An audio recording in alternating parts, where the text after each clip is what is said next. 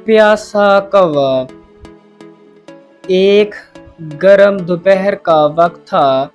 सूरज आग बरसा रहा था और हर जी रूह पानी की तलाश में था। एक कौवा बहुत देर से उड़ता फिर रहा था। उसकी प्यास अपनी हद से बढ़ चुकी थी। वो हर तरफ पानी की तलाश में परवाज़ करता रहा, लेकिन उसे कहीं भी पानी ना मिला।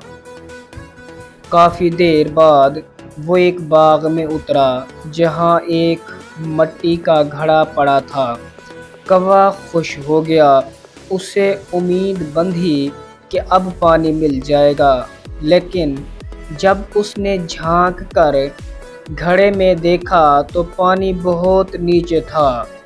उसकी चोंच वहां तक नहीं पहुंच सकती थी।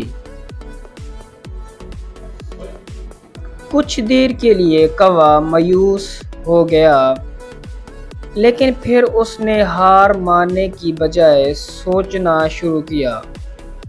उसने इधर उधर नज़र दौड़ाई तो देखा कि ज़मीन पर छोटे छोटे कंकर बिखरे हुए हैं। उसने फौरन एक तरकीब सोची। वो एक एक कंकर चोंच से उठाकर घड़े में डालने लगा। आहिस्ता आहिस्ता पानी ऊपर आने लगा।